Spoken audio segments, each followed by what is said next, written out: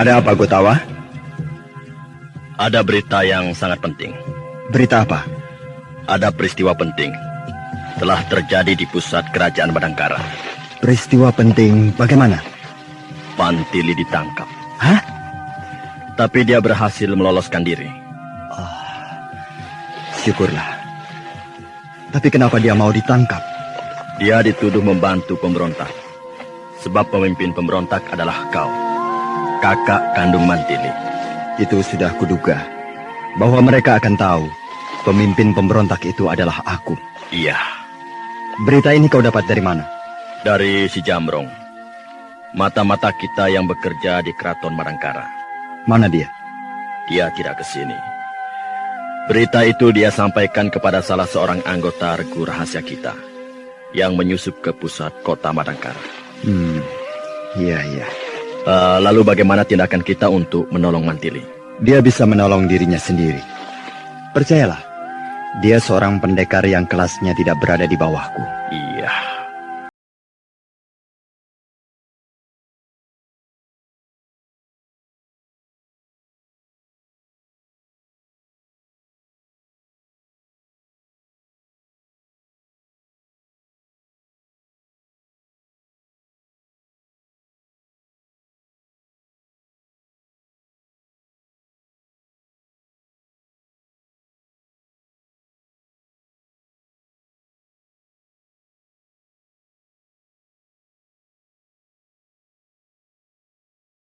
Rumput hijau di mana-mana.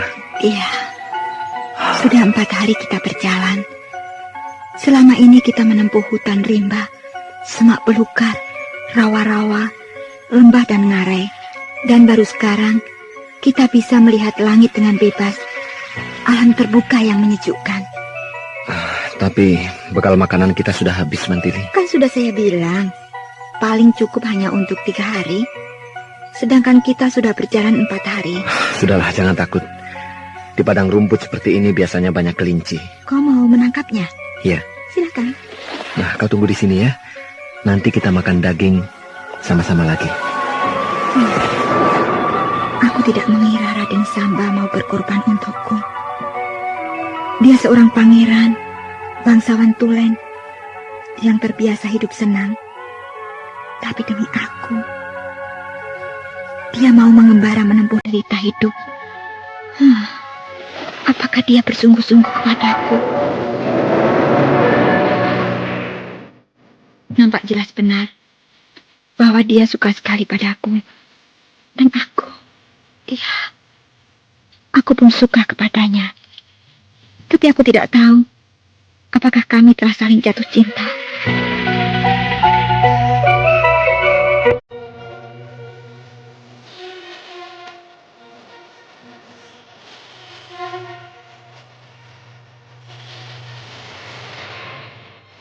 Mantili! Nah, itu dia.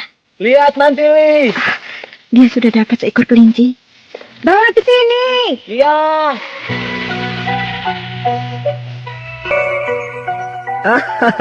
Aku dapatkan. Oh, besar dan gemuk. Ayo, kita buat api. Iya. Hari ini kita makan besar.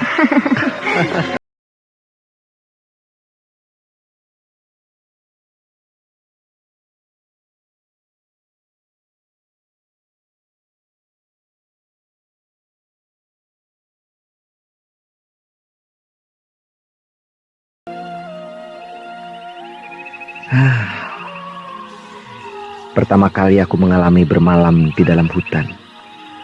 Mendengar suara binatang rimba, takut sekali rasanya. Tapi sekarang, suara-suara binatang itu seperti sebuah nyanyian yang merdu. Hah? Kau batuk lagi, Mantili? Iya. Tapi batukmu sekarang sudah tidak mengeluarkan darah lagi. Iya. Kau mengaku mekan, Mantili. Seorang perempuan mengalami luka dalam, tapi masih sanggup berjalan jauh, berhari-hari menempuh perjalanan yang berat.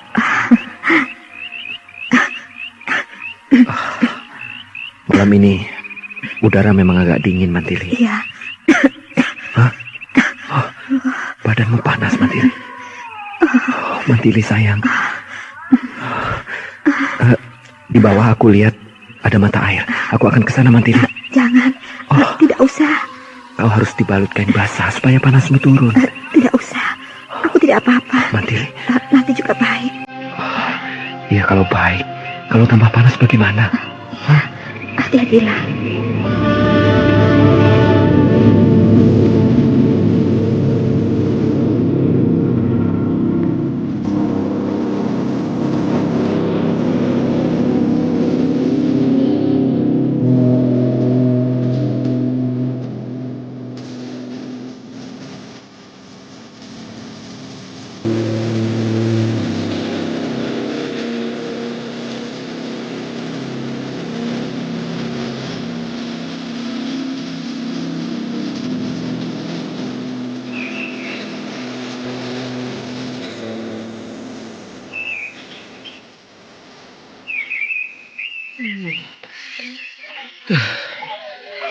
Pagi yang cerah. Udara terasa nyaman. Mantili masih tidur. Biarlah. Tadi malam dia kurang tidur. Dan 2 kali mengigau. Tapi syukurlah. Demamnya sudah sembuh. Sekarang lebih baik aku masak air.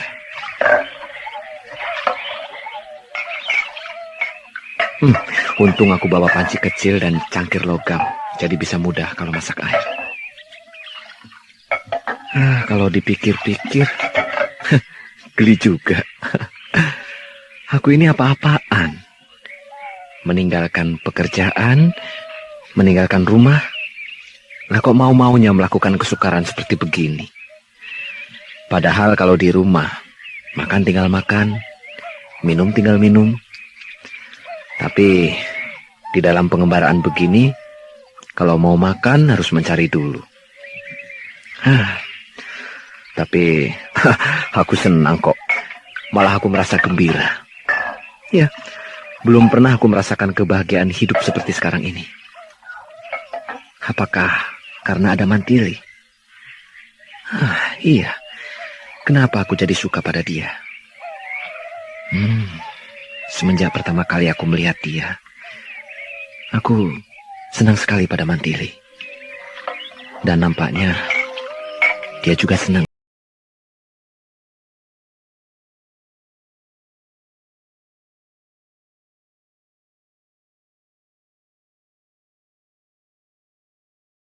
Raden, Mantili, kau sudah bangun? kalau belum bangun, masa sudah berdiri dan memanggilmu? Kau kelihatan segar. Syukurlah kau sudah sembuh, Mantili. Sembuh sama sekali tidak, tapi demamnya sudah hilang. Iya, pokoknya aku senang melihat kau di pagi hari yang cerah ini nampak sehat, Mantili. Nah, sekarang kau harus makan untuk menambah kekuatan dan mengembalikan tenagamu. Apakah ada makanan? Daging bakar yang tadi malam masih banyak, dan air minum sebentar lagi matang. Tuan koki yang baik. Oh, begini-begini juga pensiunan juru masak nih. Perjalanan kita sudah berapa hari, Raden? 8 hari, Mantili. Iya. Berarti 2 hari lagi kita sampai di Gunung Wangsit. Iya. Besok pagi kita akan sampai di bagian perjalanan kita yang paling berat. Berupa apa itu? Jurang Grawah. Jurang Grawah.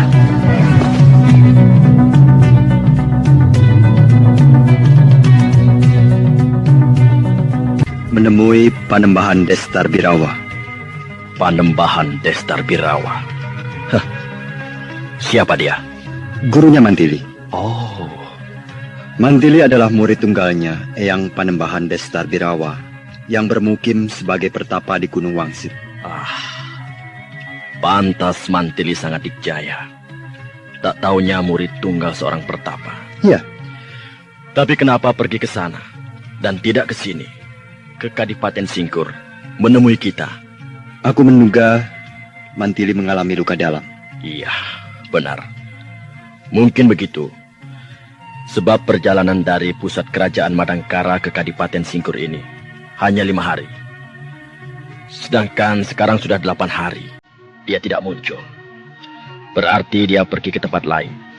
yaitu ke Gunung Wangsit itu.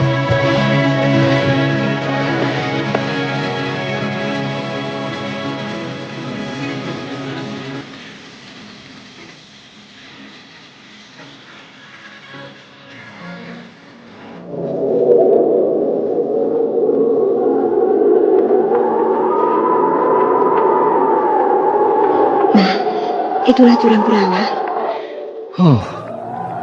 Sejauh mata memandang, hanya lautan pasir. Ya, padang pasir yang gersang dan tandus. Ada jalan lain tidak? Kenapa? Hawanya sangat panas, dan anginnya terlalu kencang. Berbahaya bagi kamu yang sedang sakit, Mantili. Ada, tapi harus memutar melalui Bukit Sangku dan Sungai Jotan. Dan akan makan waktu 5 hari sebelum sampai di kaki Gunung Wangsit. Terlalu lama. Sedangkan kau harus secepatnya sampai di Gunung Wangsit. Kalau melalui padang pasir Jurang Kurawa itu, hanya 1 hari sudah sampai di kaki Gunung Wangsit. Lalu kau sendiri pilih yang mana? Aku pilih melintasi padang pasir Jurang Kurawa itu. Baiklah, ayo kita jalan.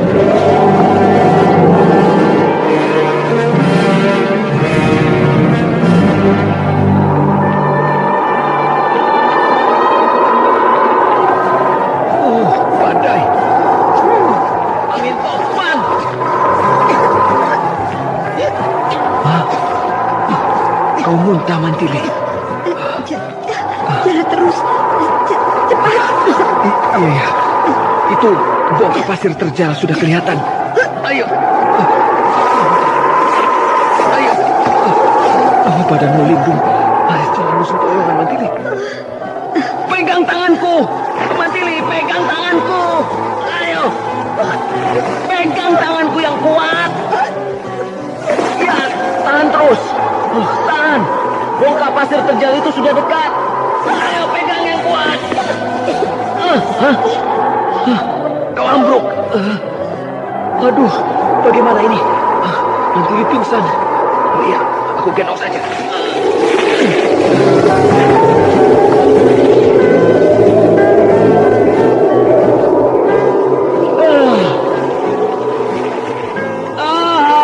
Sampai.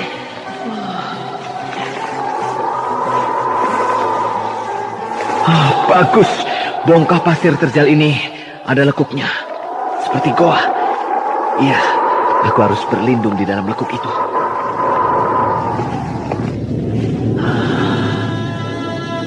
Aman sekarang.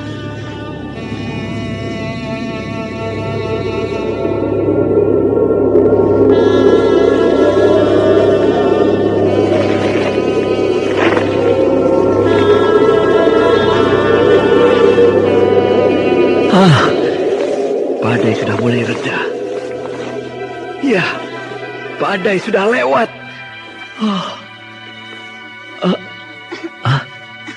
Mantili, kau sudah siuman. Di mana? Di dalam bongkah pasir terjal. Syukurlah. Angin topan itu sudah pergi dan keadaan sudah aman.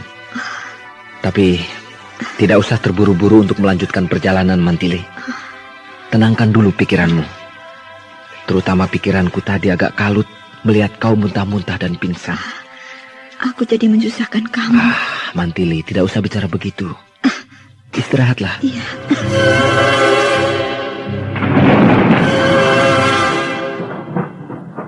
Hah? Apa itu? Geluduk. Mau turun hujan barangkali. Iya. Langit jadi mendung. Alam itu kadang-kadang tidak bisa dimengerti. Tadi panas terik matahari luar biasa, membakar tubuh kita. Sekarang tiba-tiba saja mendung dan akan turun hujan. Begitu cepat perubahannya. Lengkaplah sudah penderitaan kita ini. Kau menyesal? Menyesal? Iya, menyesal ikut denganku. Malah sebaliknya, Mantili. Senang sekali.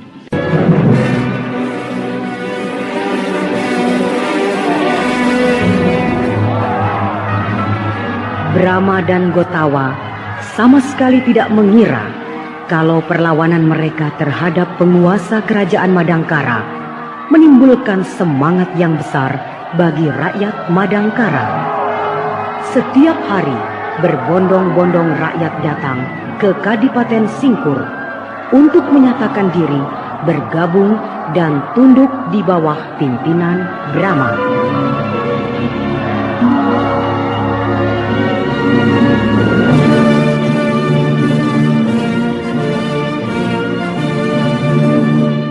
Lalu bagaimana dengan Mantili dan Raden Samba yang terjebak keganasan alam di padang pasir Jurang Gurawa?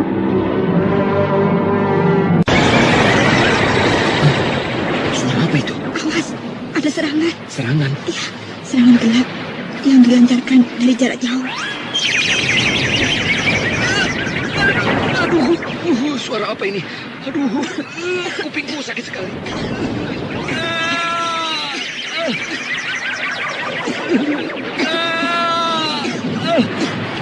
Gila, suara apa sih ini?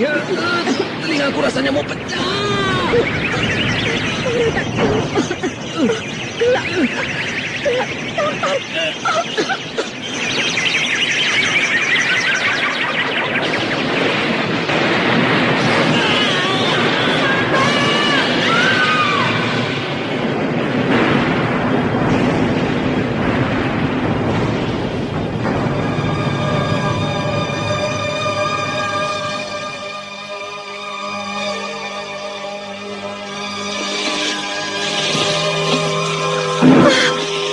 Aku terlempar ke dasar jurang ini. Samba juga terlempar ke dalam jurang. Bagaimana nasib Samba? Aku harus mencari Samba. Dia pasti luka parah.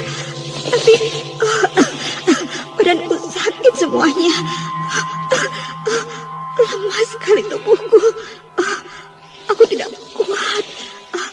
Aku tidak bisa berdiri. Mantili! Itu dia. Mantili! Samba selamat. Mantili! Di sini.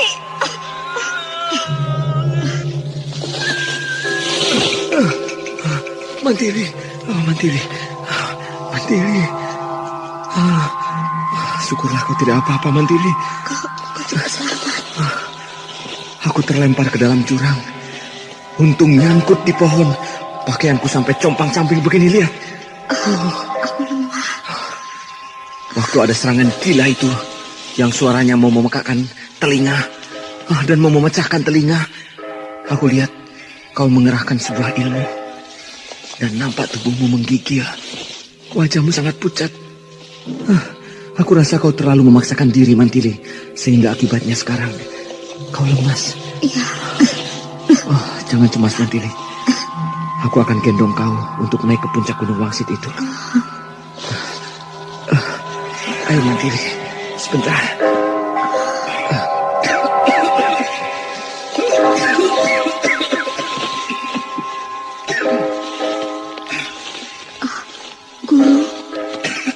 Guru. Dia gurumu? Siapa kau? Samba. Dia. Diam kau, Mantili. Iya, iya. Kau hebat, anak muda. Tapi kau pembohong. Pembohong? Kau bicara nyangkut di pohon. Padahal kau terpental. Membentur dinding batu karang. Lalu terbanting-banting ke dasar jurang. Kenapa kau bohong?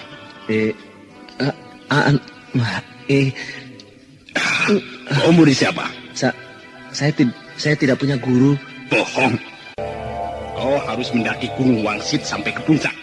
Sambil menggendong si Mantili, aku mau lihat tenagamu. Baik, Eyang.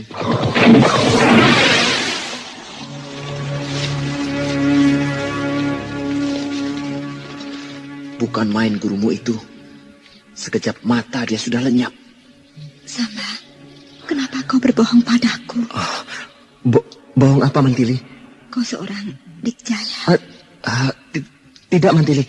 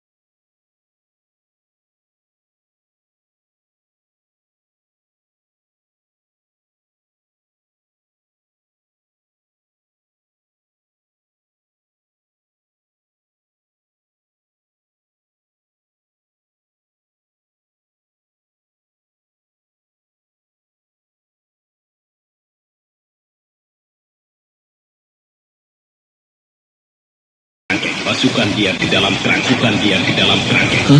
Dan kau ke sini. Itu suara guru. Hebat. Orangnya tidak nampak, tapi suaranya terdengar amat jelas. Menunjukkan suatu tenaga dalam yang sempurna. Ayo cepat, lakukan perintahnya. Yang harus dimasukkan ke dalam kerangkeng siapa?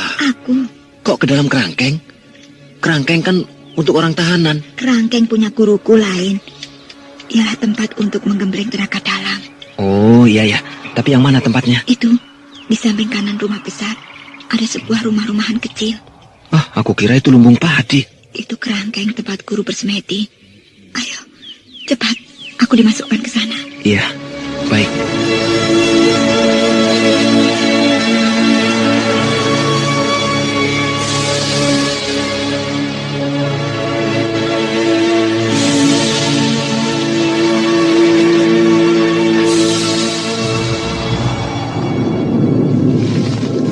Duduk. Baik, Eyang. Bagaimana kabarnya dengan sikat iblis? Eyang tahu siapa guru saya? Aku melihat sekilas. Kedua telapak kakimu hitam. Tidak ada manusia yang memiliki telapak kaki hitam. Kecuali si kaki iblis. Kalau ada lain orang, pasti dia muridnya. Eyang sungguh awas. Saya memang murid Pangeran Mangkubumi Prahasta yang bergelar si kaki iblis.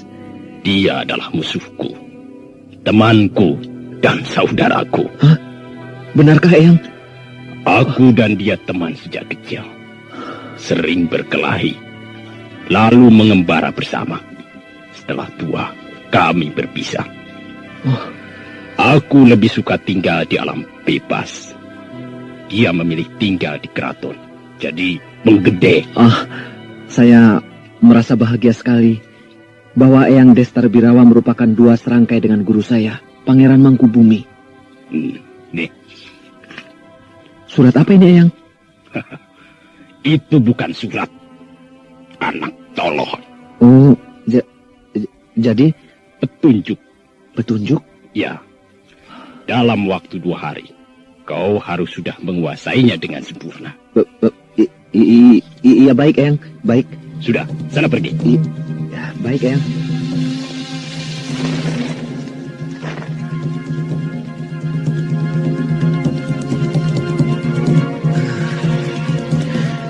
Adatnya sama persis dengan guruku. Judes dan kasar. Apa ini? Kertas kok cuma seupil. Kumel dan dekil lagi. Tapi ada tulisannya. Pasti ini petunjuk sebuah ilmu. Baiklah, aku harus segera mempelajari. Saudara Brahma, saya atas nama semua para pemuka Persatuan Perjuangan Pembebasan Rakyat Madangkara mengajukan permohonan. Permohonan apa, Kutawa? Supaya Anda secepatnya mendirikan kerajaan. Kenapa tergesa-gesa? Saya rasa tidak tergesa-gesa. Atas dasar apa ingin mendirikan kerajaan? Ya, melihat perkembangan Kadipaten Singkur akhir-akhir ini yang sangat pesat, seiring dengan bertambahnya jumlah penduduk yang berlipat ganda, serta semakin luasnya wilayah Kadipaten Singkur, yang menyamai luasnya sebuah ibu kota kerajaan. Maka sudah sepantasnya lah Kadipaten Singkur yang semakin besar dan semakin megah ini untuk dijadikan kerajaan. Memang benar, Kutawa. Melihat Kadipaten Singkur ini semakin besar dan semakin megah, tidak cocok lagi untuk disebut Kadipaten. Akan tetapi untuk mendirikan sebuah kerajaan, tidaklah semudah itu. Saya pun menyadari masih banyak syarat-syarat lain yang harus dipenuhi. Akan tetapi harus kita ingat bahwa tujuan kita yang utama adalah kemenangan dari sebuah perjuangan, yaitu menumbuhkan rasa kebanggaan dan menaikkan moral semangat perjuangan bagi rakyat kita, sekaligus memberikan pukulan moral bagi para musuh kita, yaitu Kerajaan Kuntala. Nah, kalau itu yang dijadikan dasar alasan, aku bisa terima. Tapi perlu diingat, Kerajaan Kuntala adalah kerajaan besar. Dia akan mengerti apa maunya kita dengan mendirikan sebuah kerajaan.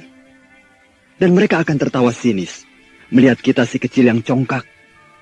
Bahkan mungkin pula kerajaan-kerajaan lain akan pula mentertawakan kita.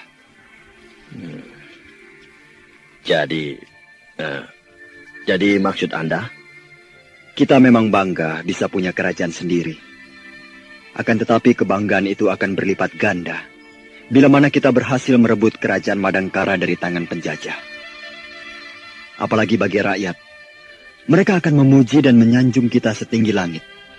Mereka bangga memiliki pejuang-pejuang kemerdekaan yang berhasil merebut kembali milik kita dan mengusir penjajah dari tanah air mereka.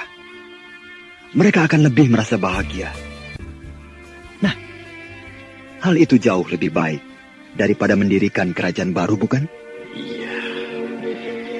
Iya, saya mengerti sekarang.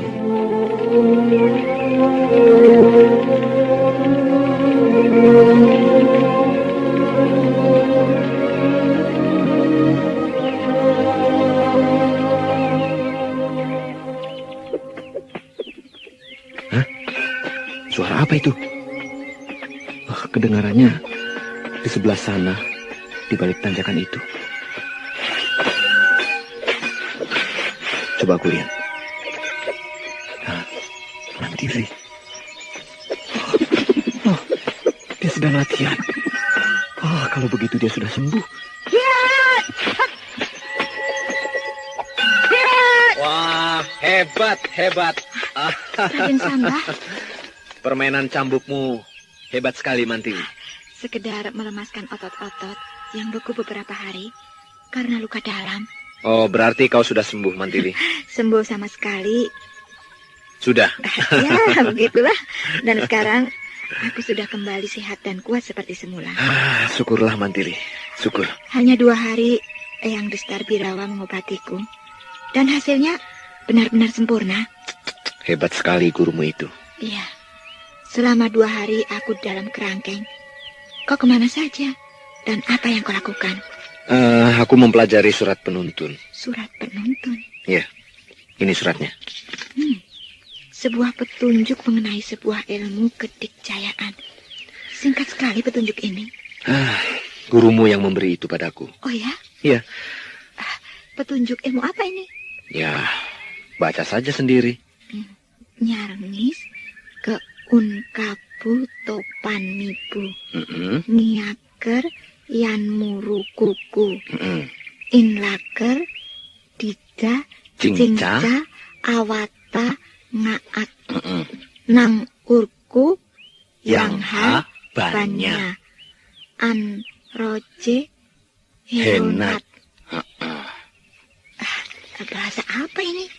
Aku tidak mengerti sama sekali. Ya, aku juga tidak mengerti. Mungkin bahasa Purbakala, tapi arti garis besarnya atau intisarinya begini. Terbukalah bumi, aku mau berlaku. Petunjuk untuk ilmu apa itu? Nurus bumi. Nurus bumi. Ya, untuk bisa masuk ke dalam tanah. Mana mungkin manusia bisa masuk ke dalam tanah? Guruku, Pangeran Mangkubumi Prahasta, bisa. Oh ya? Iya. Kau sendiri? Bisa, tapi tidak sempurna. Coba, aku ingin lihat. Baik.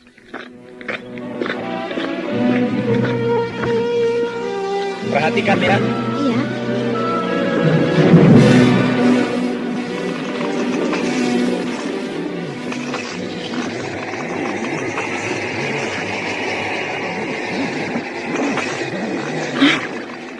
Tubuh Raden Samba sedikit demi sedikit amblas ke dalam tanah. Iya, perlahan-lahan masuk ke dalam tanah. Sudah sampai lutut. Sekarang sudah sampai paha. Terus masuk. Sekarang sudah batas perut. Dada. Ilmu apa itu? Sungguh ajaib. Tubuh Raden Samba perlahan-lahan terus masuk ke dalam tanah dan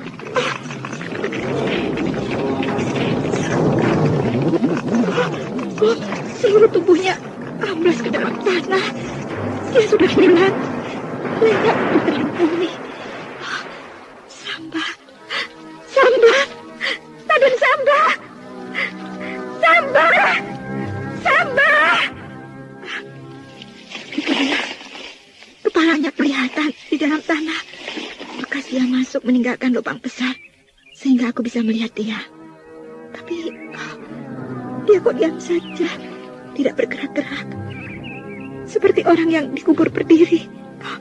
Raden! Raden Samba! Naik.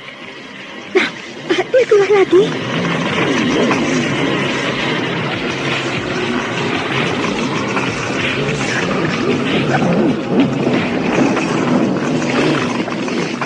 Nah, Mantili, bagaimana?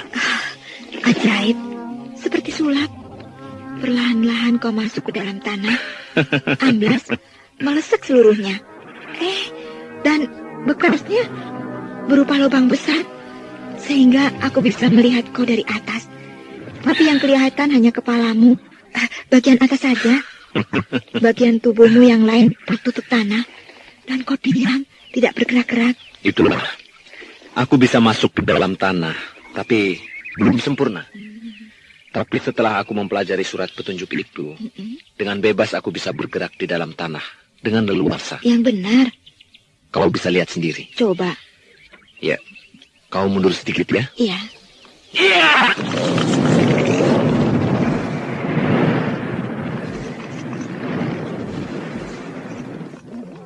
Oh, secepat kilat Samba masuk ke dalam tanah. Dia sudah tidak kelihatan. Lenyap di dasar bumi. Aku tidak bisa melihat dia sama sekali. Sedang apa dia di dalam tanah? Itu dia, muncul di sebelah barat. Dia hilang lagi. Masuk ke dalam tanah. Sekarang di sebelah timur.